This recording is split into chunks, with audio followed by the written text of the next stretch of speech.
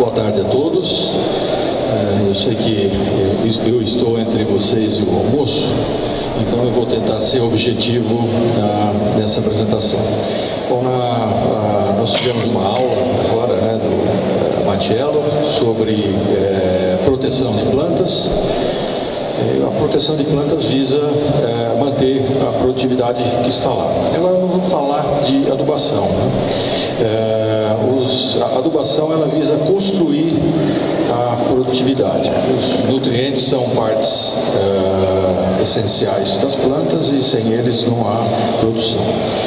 Nós vamos cobrir alguns pontos e depois eu estarei aqui para responder perguntas no intervalo. Bom, nós todos sabemos que o café é uma cultura extremamente responsiva a nitrogênio. Né? Isso é bastante conhecido e a gente sabe disso desde sempre. Eu peguei uns ensaios lá de São Paulo de 1985, né, mais de 30 anos atrás, mostrando uma alta resposta de café à adubação nitrogenada, né? 1000 quilos aí sem nitrogênio e com 300 quilos a produção foi para quase 5.000 quilos, dá mais de 80 sacas por hectare. Então, dados como esses estão cheios na literatura e vocês conhecem, vocês sabem na prática que sem aplicar nitrogênio as plantas não produzem. Esse é um dado mais recente, dados do Felipe Santinato, está trabalhando conosco lá no projeto. São dados aqui da região, em que ele pegou 280 observações de campo, que tem N aplicado e produtividade média, e a gente vê aí que o aumento da produção é linear com nitrogênio. Então, obviamente, aplicar nitrogênio vai trazer benefício para a produção de café. Mas nós queremos discutir outros detalhes. Né? A gente sabe que tem uma alta demanda, alta resposta. A recomendação de nitrogênio ela leva em consideração, obviamente, a produtividade esperada, além do teor de N foliar, né? Que ajuda a prever o estado de disponibilidade de nitrogênio que já está na planta. Mas e a eficiência de uso? Nós temos nos debruçado sobre essa questão recentemente e temos nos deparado com alguns resultados bastante interessantes. Né? Então essa aqui é a recomendação de adubação do Boletim 100 lá do Estado de São Paulo. Né? Então as doses vão variar aí de acordo com a produtividade esperada, de 160 até 450 quilos para teores foliares baixos e até 240 para quando os teores foliares foram altos, dependendo da produtividade esperada. Né? Isso é assim, nós não precisamos gastar muito tempo com isso. Mas a questão é, o cafeiro é eficiente ou ineficiente para usar esse nitrogênio? Então nós vamos ver alguns dados aqui. Esse é um dado publicado pelo IPNI. Eles fazem um levantamento periódico e calculam quanto dos fertilizantes aplicados a diferentes culturas são exportados pelos produtos que saem da lavoura. Isso é um indicador de eficiência. Então, para milho, cana, arroz, no caso do nitrogênio, de mais ou menos 80% do nitrogênio aplicado sai como grão. Uma eficiência relativamente boa. Para laranja, 50%. Para café, 20%. São dados agregados de 2009 a 2012, vários anos, né, de avaliações. Então, apenas 20% do nitrogênio que é aplicado no café sai como grão, exportado, sai do campo, vamos dizer assim. Quantidades relativamente pequenas também de fósforo e potássio. Então o café não é das mais eficientes plantas para utilizar nutrientes. Aí o o Felipe pegou os dados aqui da região e fez alguns cálculos e os números ficaram bastante interessantes. Eu vou chamar a atenção aqui para essa coluna em amarelo, né? Aqui na primeira coluna nós temos a faixa de idade de planta. Nós pegamos plantas mais novas, do segundo à quinta colheita, plantas adultas da sexta à 11ª e plantas mais maduras ou velhas depois de 12 a 18 colheitas. E o interessante é que isso não variou muito. Então, para cada quilogramas de N aplicado, a produtividade aqui nessa região foi de 6,4 até 6,9, 7 quilos de café por N aplicado. Isso é muito baixo. E aí, quando a gente expressa em porcentagem do N que é exportado, deu valores em torno de 15%. 15% do N aplicado sai como café beneficiado. E quando a gente pega o café mais a palha, dobra isso daí, dá em torno de 30%. Ou seja, 70% do nitrogênio que a gente aplica ano após ano, ele não sai na colheita. Ou ele fica no solo, ou ele é perdido, ou tem alguma coisa acontecendo com isso.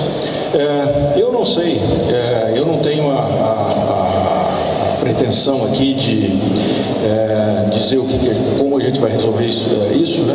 Eu sempre falo para o Felipe que esse é o desafio dele agora, né? Que ele gosta de fazer pesquisa, tentar arrumar isso aí, porque isso significa que nós estamos jogando recursos naturais fora, né? Esse nitrogênio está desaparecendo do sistema e a gente precisa melhorar isso, né? Isso tem um caminho aí para melhorar bastante grande. Normalmente, quando a gente olha esses dados aí de exportação, não, mas o nitrogênio que a gente aplica no café não é só para produzir grãos, ele é para produzir folha, ramos, etc., ramo para produzir no ano seguinte, tudo bem. Mas quando a gente pega valores agregados de 20 anos mais ou menos, o café, o nitrogênio que vai para a produção de folhas, ramos, ele acaba sendo podado e retornado para o solo. Então ele está reciclando. Ou por volatilização de amônia, quando as condições são adequadas para isso. A lixiviação ela vai ocorrer sempre quando tiver excesso de água percolando no perfil do solo e quando tiver nitrato no solo. O nitrato ele vai estar sempre no solo, mesmo que a gente aplique sulfato de amônio ou ureia, dentro de algumas semanas o nitrogênio vai ser transformado em nitrato. Então, lixiviação é mais ou menos inevitável se nós tivermos nitrogênio no solo e água percolando, ou se a planta não estiver usando esse nitrogênio. Um dos sinais de que nós temos perdas por lixiviação em café é a acidificação. A acidificação é um resultado não só da transformação de amônio em nitrato, mas também da lavagem desse nitrato do solo. Então, a gente não tem muitas medições de perdas por lixiviação, mas os sinais são evidentes de que em café a gente deve ter essa perda. A outra perda importante é por volatilização de amônia.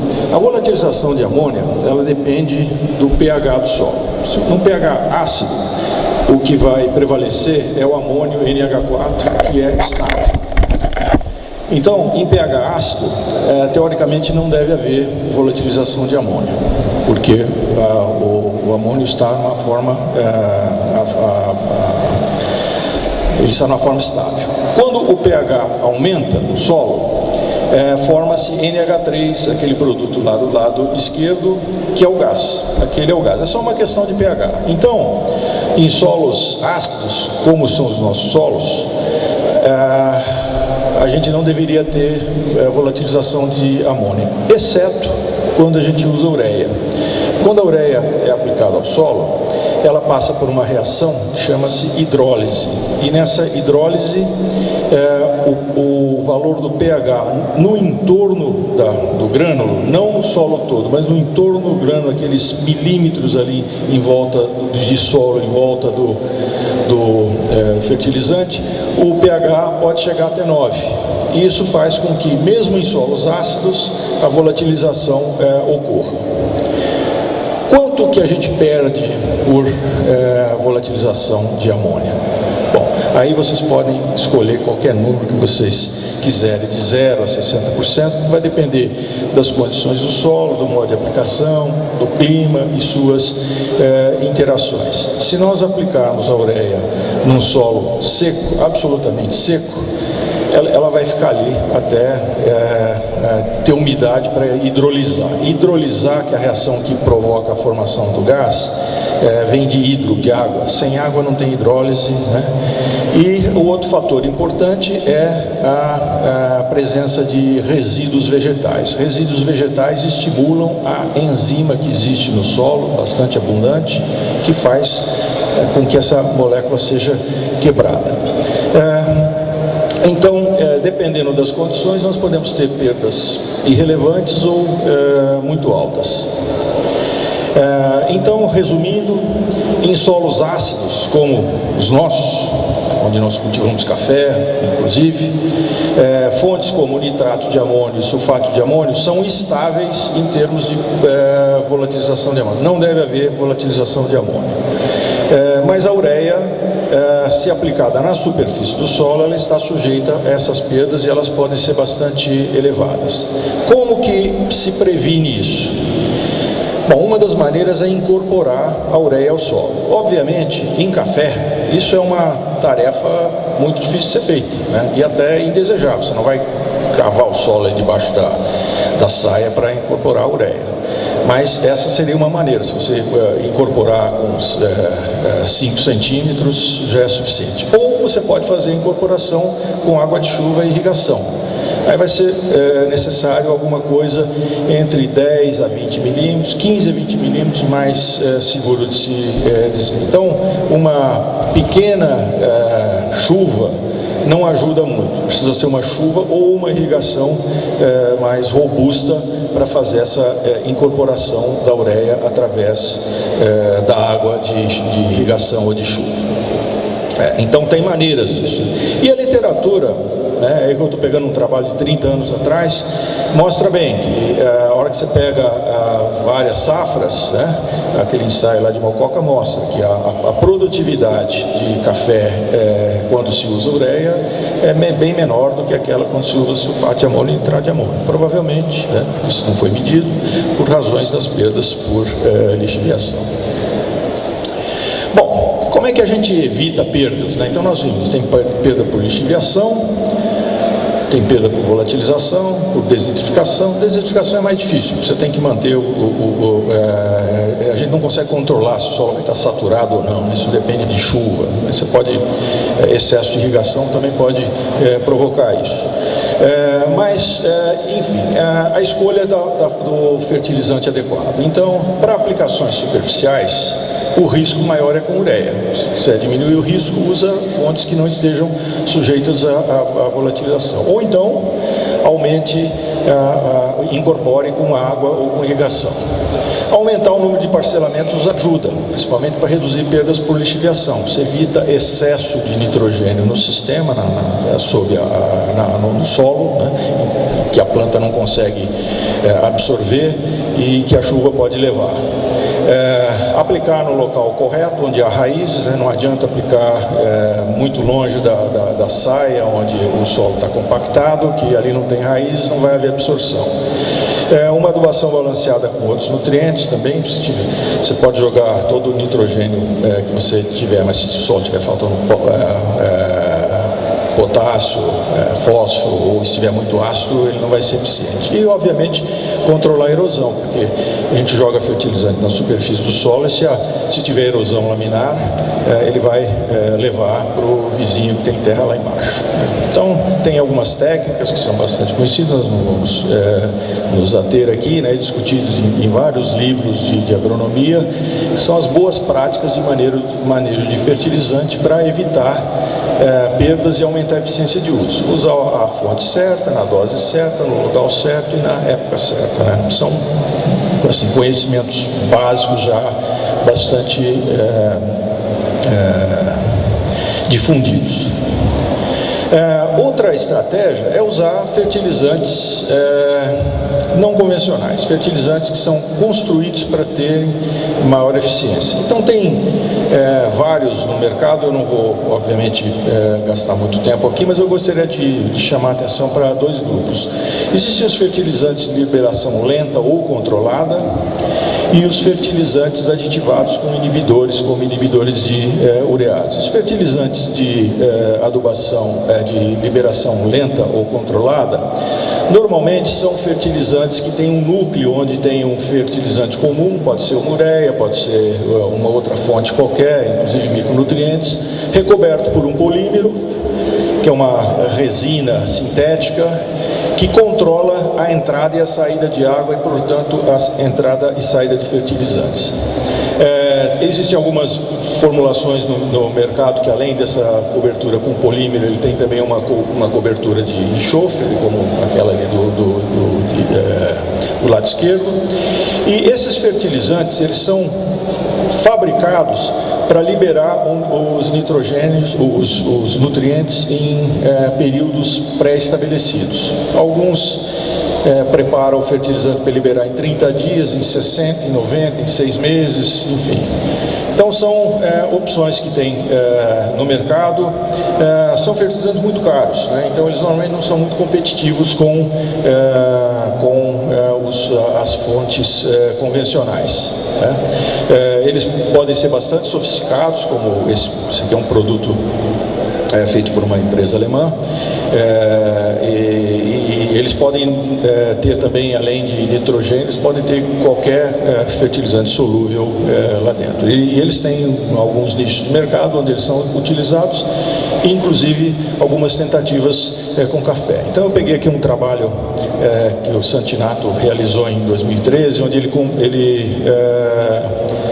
comparou uma adubação convencional com fertilizantes solúveis parcelados em 4 vezes, com um fertilizante de liberação controlada. Esse fertilizante de liberação controlada, uma das vantagens atribuídas a ele é a menor necessidade de parcelamento, porque se você controla a liberação, você não precisa ir lá a cada um mês e fazer uma cobertura.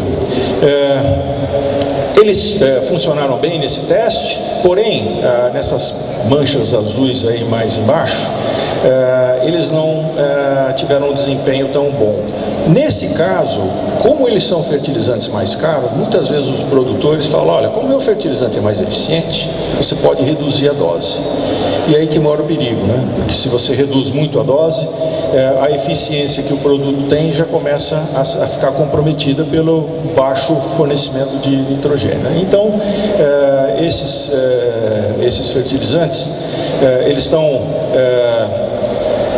entrando no mercado, mas como eles são muito caros, a adoção deles tem sido bastante lenta, mas existem muitas empresas entrando, testes sendo feitos e provavelmente a gente vai ter alguma novidade no futuro. Inibidores de urease. Essa é uma classe de produtos que tem crescido muito no mercado, né? Esse é o tipo de aditivo mais utilizado no Brasil. No mundo todo ele cresce a uma taxa de 16% ao ano nos últimos 10 anos. E o que esses aditivos fazem? Eles bloqueiam a ação dessa enzima aqui, a urease. Então a ureia ela não volatiliza, né, em si. Como nós dissemos, ela precisa passar por uma reação de hidrólise, né? Vai água e a enzima. Então esse produto ele bloqueia aquela enzima por algum tempo, e um tempo relativamente curto, mas é suficiente para reduzir volatilização. Então esses produtos vêm sendo muito pesquisados ao longo dos últimos 30 ou 40 anos, mas tem dois que se tornaram comerciais, o NBPT e o NPPT, que estão aqui no mercado. Tem vários fabricantes oferecendo esse produto. Para resumir os resultados, eu vou usar os dados dessa meta-análise que foi publicada por nós e pelo professor Otto recentemente. E esse gráfico complicado aí, ele compara naquela curva de cima as perdas cumulativas de amônia quando se aplica ureia. Então, as perdas atingem, elas são bastante variáveis, como a gente viu, porque depende de condições ambientais, mas na média de 121 observações feitas no Brasil e em outros lugares, com várias culturas, a perda média foi de 31%. Não é uma perda desconsiderável, né? 31% de perda é bastante alto. Quando se usa a ureia com NBPT, tem hora que as perdas são bastante baixas, tem hora que elas são um pouco maiores, e a eficiência média nesses 121 estudos foi de 14%, as perdas de 14%, uma redução das perdas de 52%. Ou seja, esse produto ele não resolve o problema totalmente, mas ele permite uma redução considerável de perdas. Por que ele está se tornando importante? Porque a ureia é a principal fonte de fertilizante no Brasil e no mundo. Então, os agricultores não têm muito para onde correr, né? Que é o produto que está aí no mercado.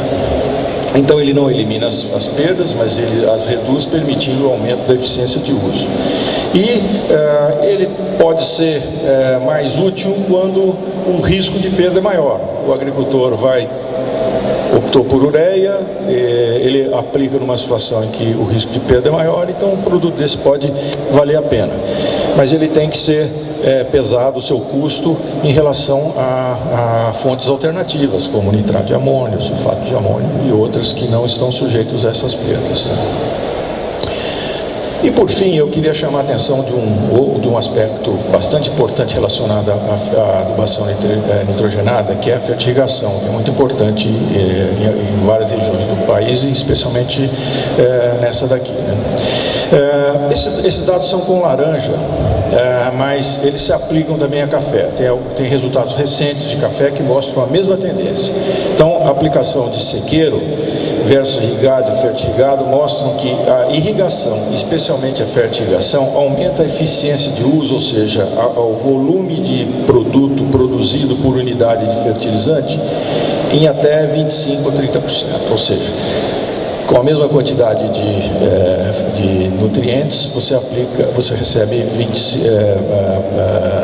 produz 25%, 30% mais. Ou seja, esse é um benefício irrefutável, né? E que é uma das razões da grande expansão da irrigação. Mas, para algumas culturas, especialmente para o café, que usa grandes quantidades de nitrogênio, existe um risco inerente que muitas vezes não é levado em consideração pelos produtores, que é a acidificação. Então a gente sabe que quando a gente aplica fertilizante nitrogenado na forma amoniacal, nitrato de amônio, sulfato de amônio ou ureia se transforma em amônio rapidamente.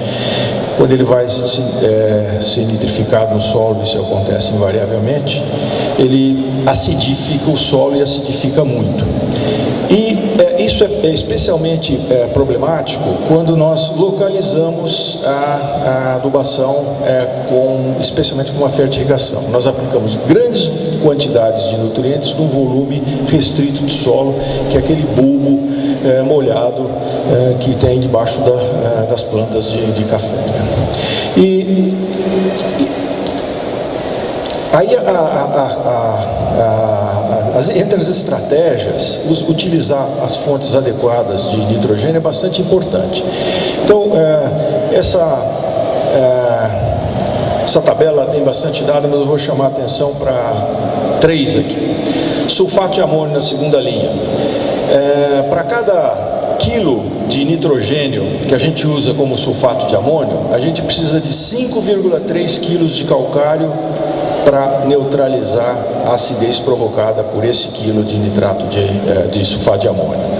Para nitrato de amônio, aqui no final dessa coluna em rosa, mais ou menos 1,8 quilos. Então, para cada quilo de nitrogênio na forma de ureia ou de nitrato de amônio, são necessários 1,8 quilos de ureia, de calcário, para neutralizar aquela acidez. Ou seja, se você jogar 300 quilos de nitrogênio na forma de ureia no solo, você tem que jogar aí mais ou menos uns 600 quilos de calcário só para neutralizar a acidez daqueles 300 quilos de ureia. E existem algumas outras fontes que estão aqui nessas faixas em azul, que são alcalinizantes, elas aumentam o pH. Então o nitrato de cálcio, o nitrato de sódio, o nitrato de potássio, eles têm um efeito similar ao calcário. Então se você jogar, por exemplo, nitrato de potássio, 300 kg de N como nitrato de potássio, equivale a jogar 600 kg de calcário, só que você não jogou, ele alcaliniza tanto quanto, né? Então, essas características desses fertilizantes podem ser utilizadas para evitar percalços com o problema de acidificação, que é muito importante no bulbo, né?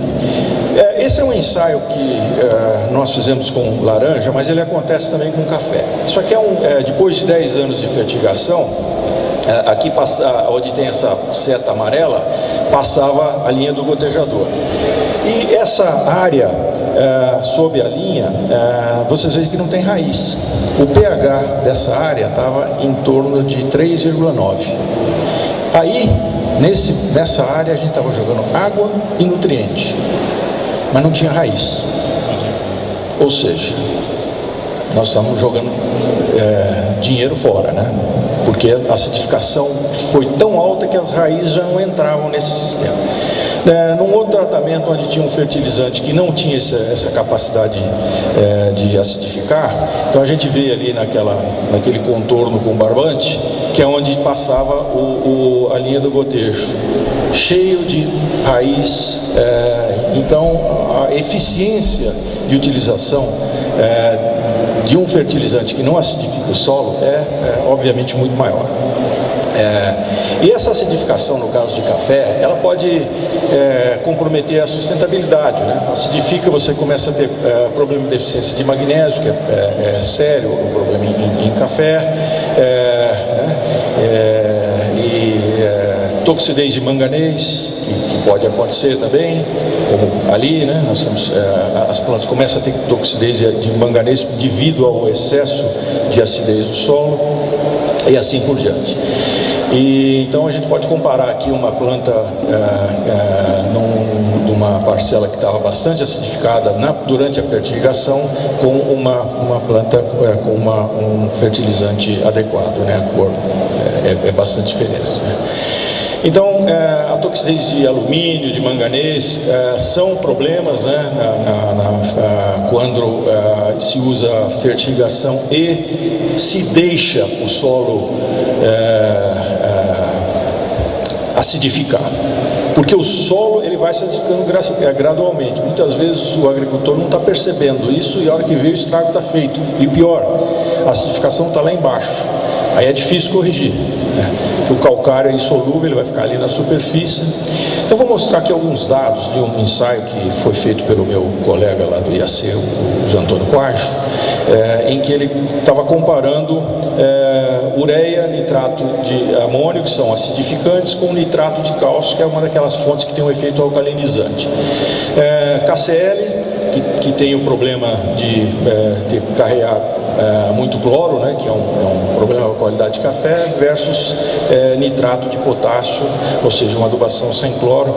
Então esse ensaio vem sendo conduzido há vários anos, e esse aqui é um dado depois de 4 ou 5 anos de ensaio, mostrando que onde só tinha ureia ou nitrato de amônio, as produtividades foram de 4,5 e 4,1 toneladas por hectare. Não são produtividades ruins, mas é um sistema fertirrigado, né? Muito investimento.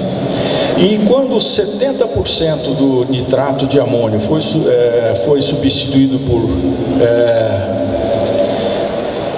nitrato de cálcio, que é um daqueles nutrientes, daqueles adubos que não acidificam o solo, que alcalinizam o solo, a produtividade foi mais alta, 5,6 toneladas, né? O pH do solo se manteve em torno de 5,8 e não houve nem toxidez de manganês e nem excesso de cloro no sistema. Então, há jeito de resolver os problemas de acidez manipulando as quantidades de fertilizantes com mais acidez, causadores de acidez, e menos acidez no sistema, né? E isso aqui é bastante interessante, a relação nitrato-amônio no fertilizante versus a produção de café. Nitrato aqui significa mais nitrato de cálcio no sistema. Amônio significa ureia ou nitrato de amônio. Então, quanto mais nitrato de cálcio no sistema, maior a relação nitrato-amônio, maior a produtividade. Mas isso não é porque o nitrato é melhor para o café do que a amônio. Isso é resultante da acidificação. Quanto mais fontes amoniacais você utiliza, maior a acidificação. E então isso ficava claro aqui nessas folhas com 100% de nitrato de amônio, bastante queimadas, com escaldadura, com problema de deficiência, com toxidez de manganês. À medida que o nitrato de amônio foi sendo substituído por nitrato de cálcio, não só a produtividade das plantas, mas o aspecto. Essas fotografias foram tiradas no mesmo dia, todas essas plantas estavam sendo adubadas com 400 kg de N por hectare fertirrigado. A única diferença era a fonte. Quando se tinha 100% nitrato de amônio e ureia dava a mesma coisa, a acidificação do solo era tão grande que ela provocava sintomas de toxidez de manganês, excesso de cloro, por causa do cloreto de potássio, e esse sintoma de escaldadura. Essa planta do lado esquerdo, ela estava nas mesmas condições, sofrendo sol, a mesma irrigação, mas ela não mostrava escaldadura, né, esses sintomas de deficiência. Então é um cuidado que a gente tem que ter, né? Então, para fertilização, as fontes acidificantes precisam ser usadas com parcimônia, porque o efeito de uma acidificação em subsuperfície pode ser muito difícil de ser contornado, e chamando a atenção que fontes não acidificantes, como nitrato de cálcio e nitrato de potássio, são muito caras. Então, o retorno econômico para essas fontes só vai acontecer se a produtividade for muito alta. O preço do café é bom também, o preço atual não ajuda muito.